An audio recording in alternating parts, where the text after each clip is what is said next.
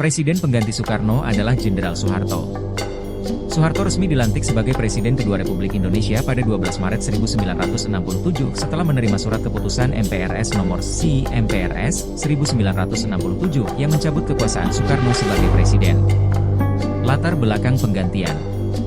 Soeharto sebelumnya adalah Panglima Komando Strategis Angkatan Darat, Kostrad, yang berperan penting dalam menumpas gerakan 30 September 1965, G30S.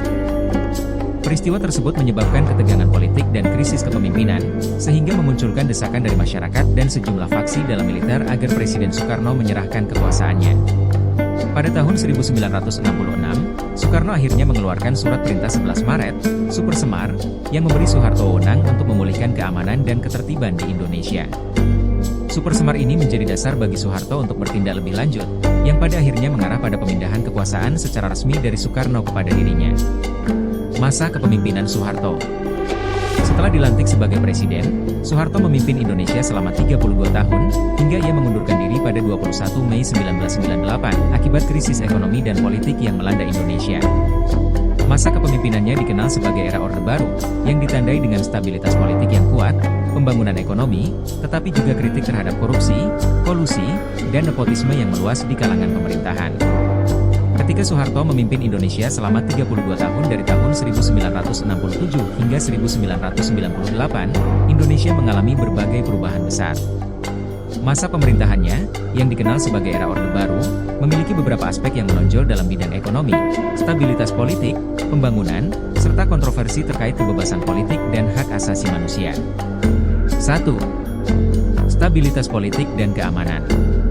Pada awal pemerintahannya, Soeharto berhasil menciptakan stabilitas politik dan keamanan yang lebih baik dibandingkan masa akhir kepemimpinan Soekarno. Ia membangun kekuasaan dengan pendekatan yang sangat terkontrol, menciptakan lingkungan yang relatif aman dan stabil bagi investasi dan pembangunan ekonomi. Untuk menjaga stabilitas ini, pemerintah menerapkan kontrol ketat terhadap kebebasan politik dan menekan segala bentuk oposisi yang dianggap mengganggu. Namun, stabilitas politik ini sering dicapai dengan tindakan represif, di mana pemerintah membatasi hak-hak berpolitik masyarakat, termasuk pembatasan pada kebebasan pers, pembatasan terhadap partai-partai politik, dan pengawasan ketat terhadap aktivitas mahasiswa. 2. Pembangunan ekonomi. Salah satu keberhasilan Soeharto yang paling diakui adalah kemajuan di bidang ekonomi.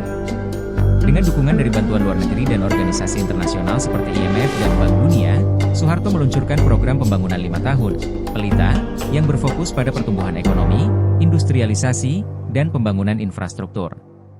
Beberapa keberhasilan ekonomi yang dicapai pada masa Soeharto antara lain: pertumbuhan ekonomi yang pesat. Indonesia berhasil mencapai pertumbuhan ekonomi rata-rata sebesar 7% per tahun selama 2 dekade pertama Orde Baru, yang kemudian dikenal sebagai keajaiban ekonomi Asia. Penurunan angka kemiskinan, pendapatan per kapita meningkat, dan angka kemiskinan berhasil ditekan secara signifikan. Swadaya pangan, pada tahun 1984, Indonesia berhasil mencapai swasembada beras berkat program intensifikasi pertanian. Akan tetapi, di balik keberhasilan ini, ekonomi Indonesia pada masa Orde Baru juga bergantung pada utang luar negeri yang besar. Di samping itu, pembangunan yang berpusat pada keluarga dan kroni dekat Soeharto menyebabkan kesenjangan ekonomi antara elit dan rakyat biasa. 3. Korupsi, kolusi, dan nepotisme, KKN. Pada masa Soeharto, praktik korupsi, kolusi, dan nepotisme, KKN, sangat marak di kalangan pemerintahan dan birokrasi. Keluarga Soeharto, terutama anak-anaknya, dan beberapa kroninya menguasai bisnis-bisnis besar serta proyek-proyek pemerintah.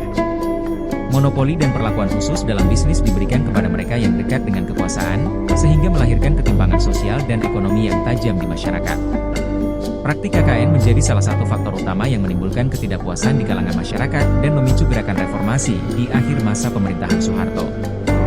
4. Kebebasan politik dan hak asasi manusia. Pemerintahan Orde Baru dikenal sebagai rezim yang represif. Soeharto menekan kebebasan berpendapat dan berkumpul, dengan membatasi pers, mengontrol partai politik, dan memperketat pengawasan terhadap masyarakat, terutama kelompok oposisi. Beberapa pelanggaran hak asasi manusia yang terkenal pada masa Orde Baru meliputi peristiwa Tanjung Priok, 1984 seni penembakan terhadap para demonstran yang menuntut keadilan bagi umat Islam. Peristiwa 27 Juli 1996, Penyerangan terhadap kantor Partai Demokrasi Indonesia, PDI, yang mendukung Megawati Soekarno Putri, salah satu tokoh oposisi. Operasi militer di Aceh, Papua, dan Timor Timur, pemerintah melakukan tindakan represif terhadap perlawanan di daerah-daerah ini, yang menimbulkan banyak korban jiwa dan pelanggaran HAM. 5. Krisis ekonomi 1997-1998. Pada 1997, Indonesia diterjang krisis moneter yang meluas di Asia. Nilai rupiah jatuh drastis, inflasi melonjak, dan banyak perusahaan bangkrut. Krisis ini mengungkap kelemahan dalam ekonomi Indonesia, termasuk tingginya ketergantungan pada utang luar negeri dan korupsi yang merusak sistem ekonomi.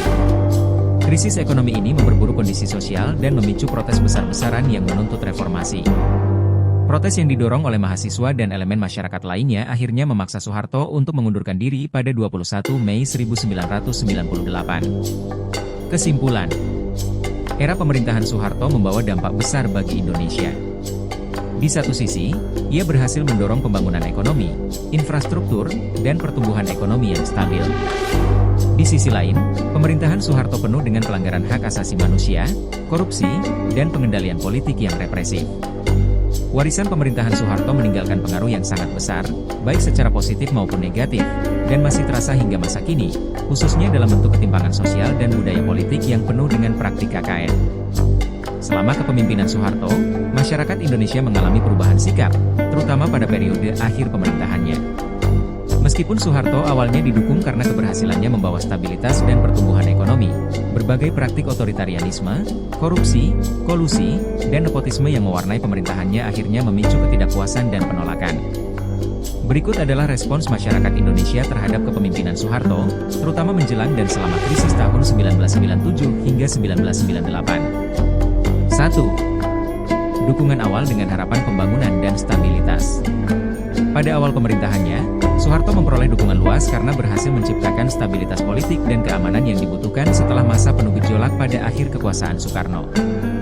Masyarakat merasakan manfaat dari program-program pembangunan ekonomi, peningkatan infrastruktur, dan swasembada pangan yang dicapai melalui program pembangunan 5 tahun, PELITA.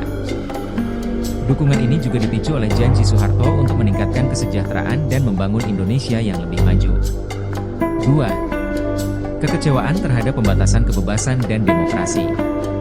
Seiring berjalannya waktu, dukungan terhadap Soeharto mulai berkurang akibat kebijakan pemerintah yang menekan kebebasan berpendapat, membatasi pers, dan mengontrol ketat organisasi-organisasi masyarakat. Orde Baru menciptakan suasana politik yang represif, di mana masyarakat merasa tidak bebas untuk menyuarakan pendapat atau kritik terhadap pemerintah.